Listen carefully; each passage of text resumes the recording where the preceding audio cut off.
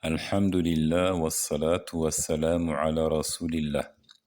Louange à Allah, que la prière et le salut soient sur le prophète Muhammad, ainsi que sur sa famille et l'ensemble de ses compagnons. Aujourd'hui, nous faisons lecture de quelques propos tenus par le cheikh de l'islam Ibn Taymiyyah, qu'Allah lui soit clément, dans son ouvrage Minhaju as-Sunnati Nabawiyya. Plus exactement, pour ceux qui veulent s'y référer, la page 168 du volume 5.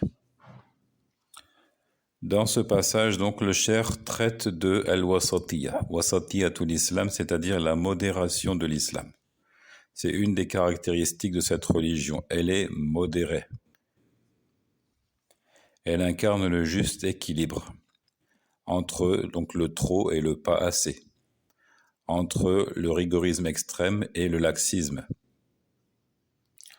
Le cheikh dit donc: وَدِينُ الْإِسْلَامِ وَسَطٌ بَيْنَ الْأَطْرَافِ الْمُتَجَاذِبَةِ فَالْمُسْلِمُونَ وَسَطٌ فِي التَّوْحِيدِ بَيْنَ الْيَهُودِ وَالنَّصَارَى.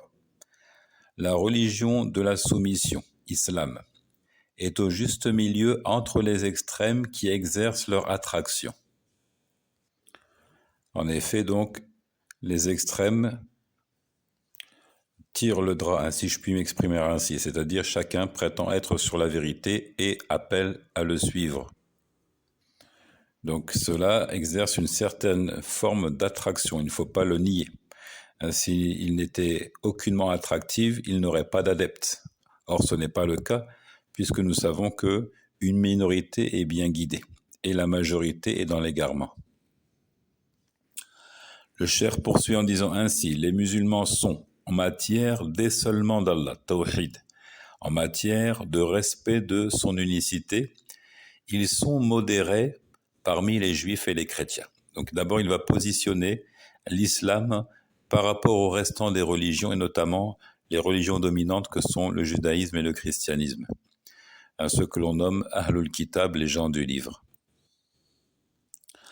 فاليهود تصف الرب بصفات النقص التي يختص بها المخلوق ويشبهون الخالق بالمخلوق كما قالوا إنه بخيل وإنه فقير وإنه لما خلق السماوات والأرض تعب وهو سبحانه الجواد الذي لا يبخل والغني الذي لا يحتاج إلى غيره والقادر الذي لا يمسه الغوب والقدرة والإرادة والغنى عما سواه هي صفات الكمال التي تستلزم سائرها. Ibn Taymiyyah qui dit, pour justifier le fait que les musulmans s'en tiennent au juste milieu en ce qui concerne l'unicité d'Allah. Il dit: les juifs qualifient le Seigneur au moyen d'attributs d'imperfection qui sont le propre de la créature. Et ils comparent le Créateur à la créature. Comme ils le dirent, il est avare, il est pauvre, il s'épuisa lorsqu'il créa les cieux et la terre. Donc ici, le cheikh de l'islam résume leurs propos sans avancer d'évidence, de preuves. Or, ces preuves, elles existent, et notamment à travers le texte coranique. Il est avare. Référence ici au verset 181 de Al-Imran. لَقَدْ سَمِعَ اللَّهُ قَوْلَ الَّذِينَ قَالُوا إِنَّ اللَّهَ فَقِيرٌ وَنَحْنُ أَغْنِيَاءُ. Donc Allah Azza wa Jal a bel et bien entendu la parole de ceux qui ont dit: Allah est pauvre et nous sommes riches. Et il s'agit donc des Israélites, des Juifs. Donc ça, c'est pour la pauvreté. En ce qui concerne l'avarice, c'est une référence à la parole du Très-Haut, verset 64 de la sourate Al-Ma'idah. وَقَالَتِ الْيَهُودُ يَدُ اللَّهِ مَغْلُولَةٌ غُلَّتْ أَيْدِيهِمْ وَلُعِنُوا بِمَا قَالُوا بَلْ يَدَاهُ مَبْسُوطَتَانِ يُنْفِقُ كَيْفَ يَشَاءُ. Donc les Juifs ont dit: la main d'Allah est fermée, que leurs mains à eux soient fermées, donc qu'ils soient frappés d'avarice, et maudit soit-il pour l'avoir dit. Ces deux mains sont plutôt largement ouvertes, c'est-à-dire ils dépensent largement. Ils donnent abondamment.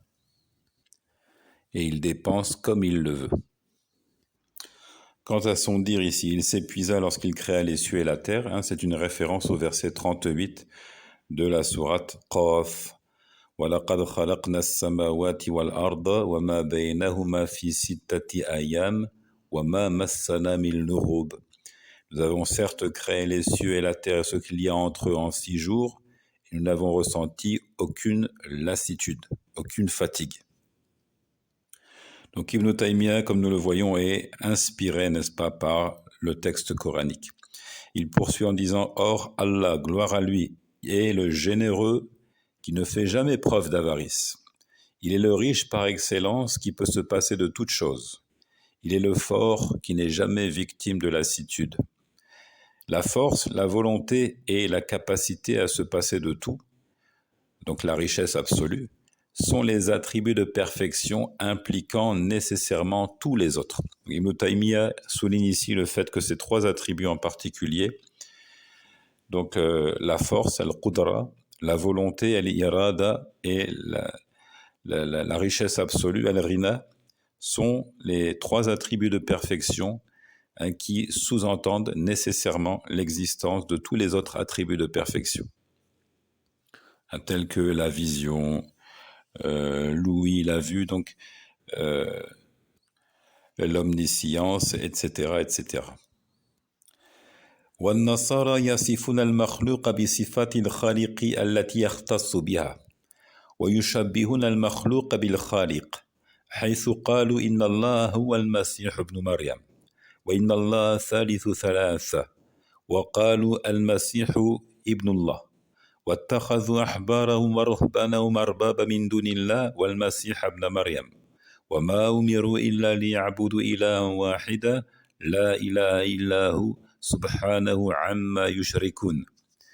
Les chrétiens, quant à eux, décrivent la créature avec les attributs du Créateur qui lui sont propres.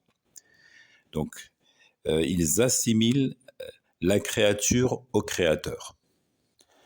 Puisqu'ils ont déclaré « Allah, c'est le Messie, fils de Marie.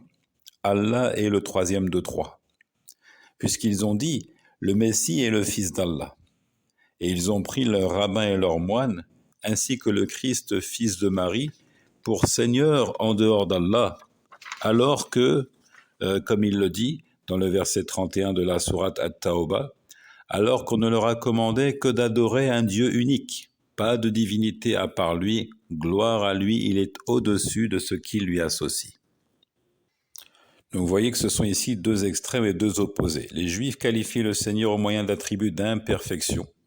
Ils lui accordent des défauts qui sont le propre de la créature. Donc ils comparent le Créateur à la créature. Et à l'inverse, les chrétiens décrivent la créature avec les attributs spécifiques au Seigneur, tabaraka wa ta'ala.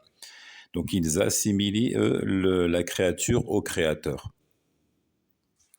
Ils assimilent, la créature au Créateur. فالمسلمون وحدوا الله ووصفوه بصفات الكمال ونزهوه عن جميع صفات النقص ونزهوه عن أن يماثله شيء من المخلوقات في شيء من الصفات فهو موصوف بصفات الكمال لا بصفات النقص وليس كمثله شيء لا في ذاته ولا في صفاته ولا في أفعاله. Les musulmans, quant à eux, ont esseulé Allah.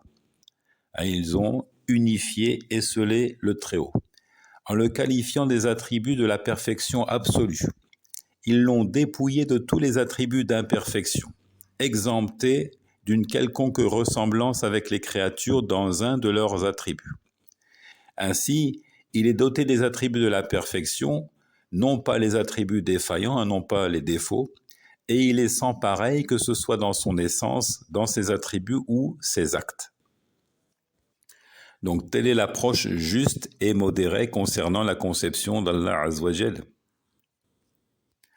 Et c'est celle qui caractérise l'islam et ses adeptes, non pas les juifs ou encore les chrétiens qui sont aux extrêmes. Et qui, comme nous l'avons vu, ont une attitude antagoniste, mais tous deux sont dans l'erreur. Donc voilà pour cette première lecture. Nous poursuivrons, Inch'Allah, par la suite la lecture de ce petit article, issu donc extrait des propos de Ibn Taymiyyah dans Minhaj as-Sunnati Nabawiyya. Wallahu ta'ala a'lam.